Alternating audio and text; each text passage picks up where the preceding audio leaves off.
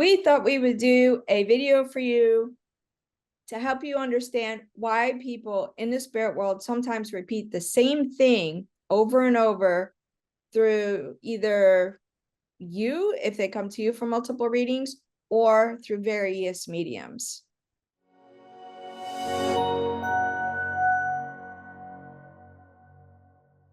So we just finished doing a webinar for the general public, Amy's clients, and a really interesting question came up. The person said, first of all, that their son transitioned because of a car accident, and he, in multiple readings where she was a sitter, in multiple readings, he apologized for not driving better, for not driving more safely.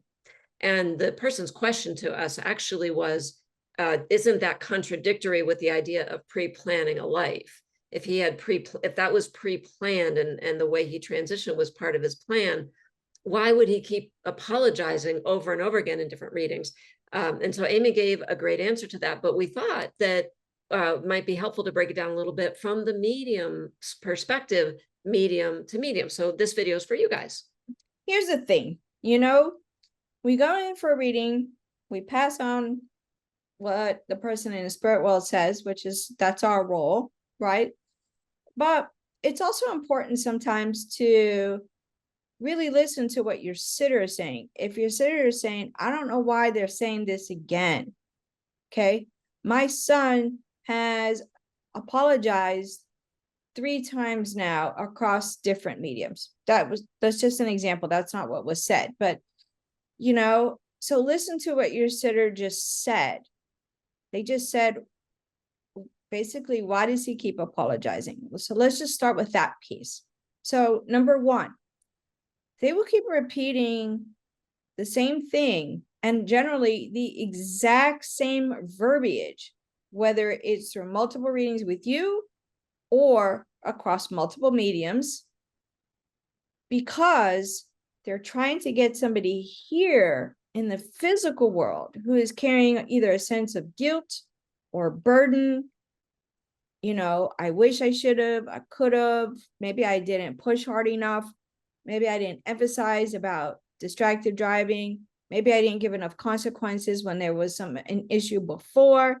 People are carrying, how it is. We've all been through a form of loss here ourselves, and we're human.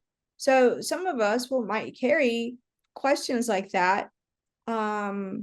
Most of us may not, because we kind of understand, but it doesn't make you, you're still a person. So you might still feel some of those things with somebody, So really listen to what your sitter is saying. And so the first thing you can say in that instance, just on that one piece, is, of course, we want to be very sensitive with this person. This is a mother whose son keeps apologizing because, he got distracted or he wasn't driving better.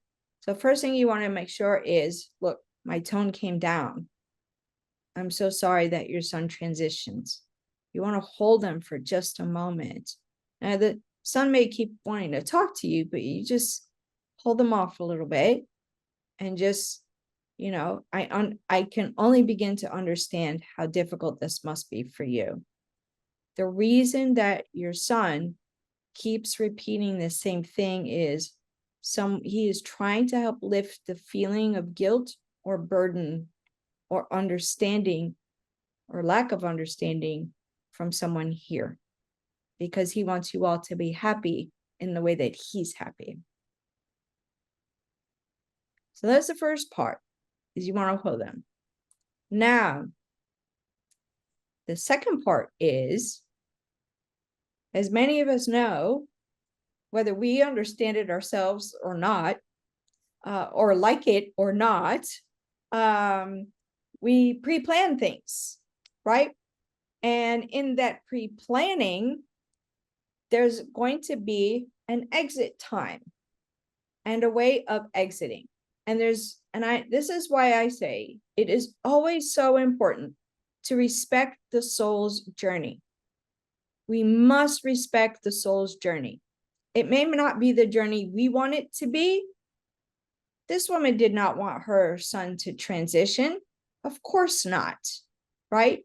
You may have a loved one that transitioned in a way that you didn't want them to go through, or you didn't feel that they deserved that, or all of the things that we have in our human minds and the way that we think in the human experience. And yet, that soul, your loved one's soul, your sitter's loved one's soul, had a reason. They had a reason. And we may not understand that reason until we get to the spirit world ourselves to get to ask them and say, can you tell me the answer now, please? I really want to know why you had to go through that. But also, one of the things just for you, which will help you in your mediumship more broadly, is keep in mind, look around. What all did you get out of that experience in the way that your own loved one transitioned? What did you get out of that? What did you learn? Did you learn how some people responded to them in a way of pity that was not that person's way at all? Did you see how certain people stood up and cared for them or didn't care for them? Did you see how people came around or didn't come around? Really, really investigate and really kind of look at things very objectively around this scenario. And what did you learn from it? Because whatever you've learned from it, you can share with your sitters going forward, because now you have a more broad understanding of that scenario. So I'm wondering about something. In our classes, level 1 especially and beyond, we're always talking about deepening the conversation. And so I'm wondering about if you as a medium became aware that this communicator has said this for the third or fourth time. In other words, the sitter has said, why does he keep saying this or something like that? Could you, and based on what you just said to us, it probably means somebody hasn't gotten the message yet. Could you go back to the communicator and say, is there somebody who's not, is there somebody who's carrying a burden? Is there somebody who is carrying this transition? You know what I mean? Like, get more information from that communicator himself about why he's repeating it. Absolutely. And I will tell you what, they will give you the answer. Now, we may not always capture it, just to be fair. Okay. The longer you've been practicing, maybe the more answers you may get. Okay. And sometimes it is not for us to know. So if you don't get an answer and for me, this is how it works. If they don't want to answer something, they turn around and I just see their back and I think, oh, I don't want to lose them. And I will just tell the person, they're not going to answer that question. Okay. So that's how I know for me, because I think, I don't want you to leave because I'm trying to force an answer out of you. So keep that part in mind. But when you deepening a conversation is so critical, because I'm sure, just like was asked in the webinar that we did tonight, this mom wanted to know, why does he keep saying it? So once you have an essence of the personality of the person in the spirit world, then you can ask them in their way. Listen, man, why do you keep saying it over and over again? Who is it you're trying to get through to? If he's a cool dude, talk to him like a cool dude. Listen, man. Okay. If it's somebody that is holds himself with being very distinguished, say, can you share? Is there a way you can share why you keep repeating the same thing over and over? And who is it you're trying to reach that get that message to? Who is it you're trying to reach? So speak to them in the way, in the essence that you've already picked up through their personality, speak to them in that way.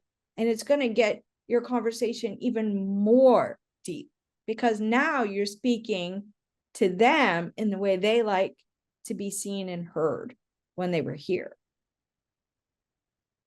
Yeah, that's great advice. Well, I'm full of it. No comment. You Anything else? we always got to throw a little humor in with you guys, okay?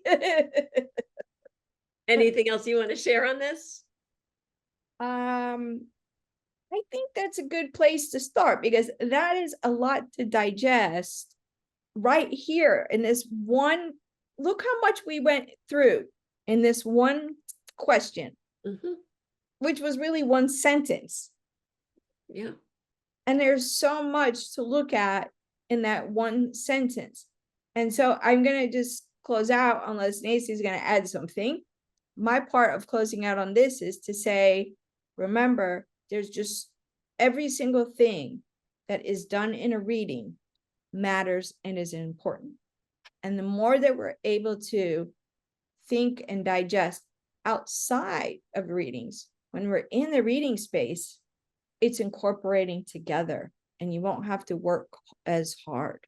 So, be observant, be respectful, really think through these questions that you have. Really think them through and see, is there somewhere in your life that it's already been applied to? And how can you put those pieces together or not put them together? And if you can't put them together, well, now then ask your guides. Can you help me understand this more? This is where your guides come in.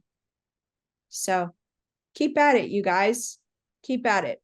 The more we keep practicing, the deeper it becomes, the more rounded it becomes, the more fulfilling it becomes. So keep at it, enjoy it, be respectful. It's sacred work, but be curious and really, really meet the people in the spirit world where they are. And we'll see you next time.